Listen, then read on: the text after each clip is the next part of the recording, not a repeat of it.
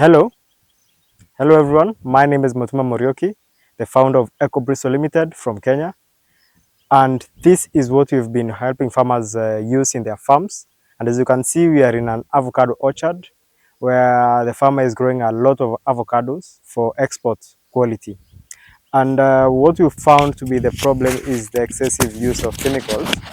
And this solution right here, the solar trap, is used to eradicate the need of using lots of chemicals, number one, and then number two, also helping farmers uh, get rid of menacing pests like the FCM, which is the false codling moth. Because the Hass avocado has a huge problem with that, and farmers who need to produce for the export market, they need to have chemical-free fruits and fruits that are free from damage. So this is a solar trap, as you can see. There's a solar on top. Then there's a basin where the water is used to trap the insects. And then it works. There's a light here that works at night. It emits blue light that is able to attract the males and the female moths that affect the crop. So it works at night because that's the time of the day when the moths are very much active, from around 7 p.m. to 10 p.m. And it's able to attract them from all around the farm to the basin. And then the basin, because it has some soapy water, the water is able to trap them and eradicate the adults, males and the females, because the females are the ones that affect our crops. So just one unit is able to cover 2 acres of land. And as you can see, even with the slope on the gradient of the land, the light is able to travel far and wide and manage the farm effectively. And it's able to last this farmer up to 5 years without any change or fixing. Yeah, thank you. Okay. Uh, what kind of maintenance is required to ensure optimal performance? So the kind of maintenance required to ensure optimal performance is just the changing of the water. And once the farmer is able to switch on the light will be working automatically every evening. They will not have to change the lighting and the system, only the water, because the water will be getting full of insects. Then they will have to replace it every other maybe 2 or 3 days, depending on the amount of damage that they have received. Okay. How long do solar traps typically last, and what's their lifespan? So we have a warranty for 12 months warranty, but the guarantee of life is 5 years. So that's what we've guaranteed the farmers. This solar trap is able to last up to 5 years. What type of solar technology is used in the traps, and how efficient is it? So thank you. So number one, the kind of technology that we're using here is the use of solar light, because in such in the farms we do not expect to use the grid electricity. So the solar is able to charge the sensors and the batteries so that the farmers are able to get the benefit of using the LED lights that are here. So the whole concept is to use a renewable energy, eradicate the pests, and also save the environment. How effective are solar traps in reducing the energy costs and increasing the energy independence? So technically, because here what we are dealing with is the management of the farm. So when it comes to energy efficiency, we can guarantee this is 100% of energy efficient, because it does not rely on the grid. Even in remote farms, there is no need of using any kind of charging. The only required thing is just to put it in the light, in the sun, then it's able to work automatically. What are some common challenges faced when implementing solar trap solutions? Well, basically, when it comes to implementation of the solar trap, farmers have not really had the challenges that we have faced in Kenya. But ideally, the main thing here when it comes to maintenance, if you're able to maintain, especially changing the water every 2-3 days, you are good to go. There is no other challenge. But if you're in a remote area where there isn't enough water, we have a device that is of different design that is able to work without the water, because that's mostly where the challenge usually comes from. And then from there, once the farmer has put it in the farm, that is it. He will be able to have continuous impact up to 5 years. Okay. Mm. How suitable are solar traps for rural areas in Uganda? Yeah, wonderful.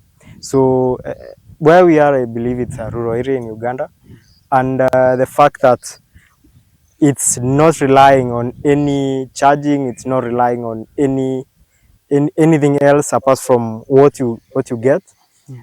You will the farmer who is in a rural area will typically be able to eradicate the need for always going to town to buy chemical products for managing their crops. So this one is I would guarantee is 100% effective for the rural areas in Uganda.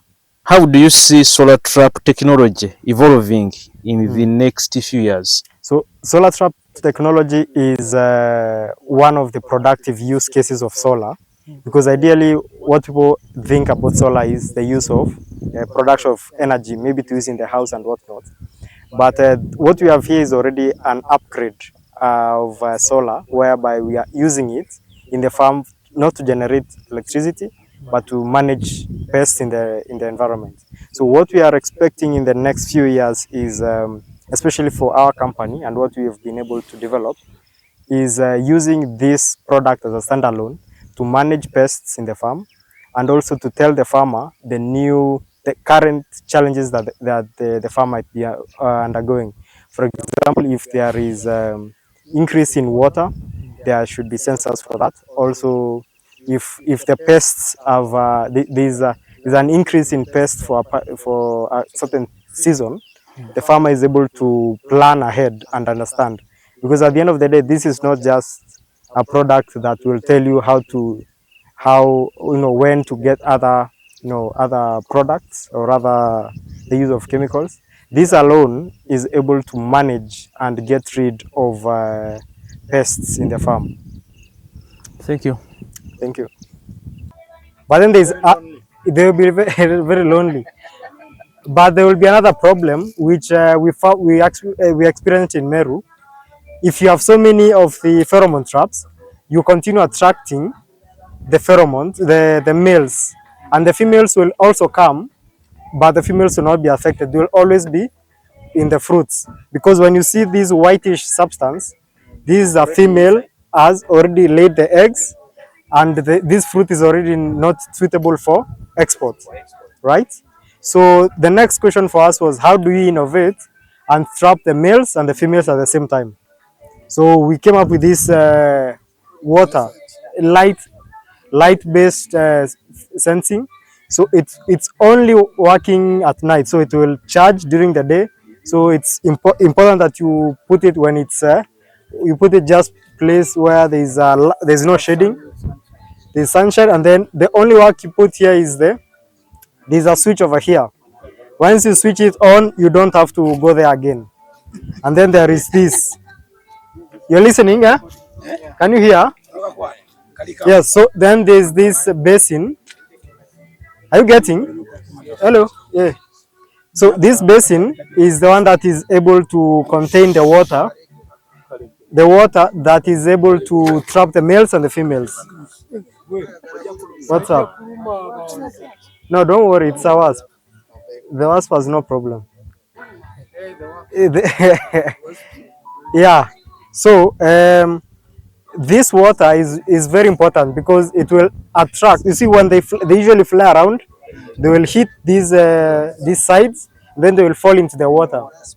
So the water is always soapy, so that the insects will not walk on water. You know, they do that. Insects can walk on water, but then if you have some soap or some kerosene, they cannot walk again. They will just, yeah, some drop of oil or some soap. The insects will not walk on water. So what will happen is that you will be attracting the males and the females every night. So it's one way of mass trapping, because this one alone can go up to 2 acres in all the 2 acres within this area. So it's like 200 meters radius, this side and this side. Yeah, all sides, all the sides. So what you need to know is which side mostly the insects come. You see, what happens is that these insects are pushed by the wind. So you would rather, if you have a hill like this, you have more traps on the lower side, because the FCM will fly towards this upper side. That is what we've tried with different farmers. So this one is a mass trapping equipment. It will be important for like for 5 years. It will be used in your farm, and you can actually move it around if you want to. If you realize this area there's no pest incidents, you can move it to another area. So under the warranty, like if there's anything faulty with it, we have a 12-month warranty. That is 1 year. Yeah, and we are continuing to work with Dr. Tamale. I believe he is a doctor. Ah, we, we are praying for him. Yeah, aspiring doctor. So we want to make sure that this design is coming to, it will be able to be in mass in Uganda, because what we do in Kenya is that we work with cooperatives, because you know cooperatives, they when they sell their products like to Agricado, they are paid through the cooperative, and then the farmers distribute the money. So if they have to buy anything, any input, they buy through the cooperative at a cheaper, yeah, subsidized price. And the way Garang was talking about area area what area wide management, all the farmers in this area, or maybe in the cooperative, will can put in their area. The pheromones will the FCM will be kept away from the whole village, or the whole what sub county, and you will export as a unit, because you know when the whole, let's say in 20 is a sub county, if you decide to sell all of you at once, you will sell so many tons, right? Like, because what usually happens is that people want to sell as container load. So if you can get maybe 10 20 containers, that will be a very good pricing for you. So at the end of the day, this product is for you to have in your farm, and it will not have to continue buying and buying and buying, because that's the issue with pheromone traps. You always buy after every 2 months, right? But this one you will not have to buy for like 5 years. So yeah. Otherwise, would you like to have this product in your farm? Yes. So we would like to have Naro come in. Yes.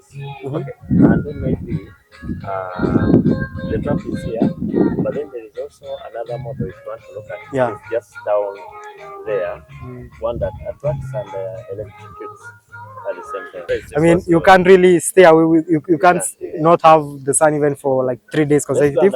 But there are batteries here that are able to have to store energy for like 3 days continuous without the sun. Then maybe, you know, we have a lot of sharp people here. This is a particular wavelength. It's a particular, so don't go and just get your bulb and think that actually it will work. Yeah. So let's go and look at the other one. Yeah, it's a blue. So this product is very much useful in the farm, because it's only trapping the pests that are active during the night. So when you compare to other products or chemical products, you find that this product is not capturing the beneficial organisms like the bees, the butterflies, and whatnot that are able to pollinate our crops. So it's helping them do their work during the day, and then only trapping the pests that affect our crops during the night.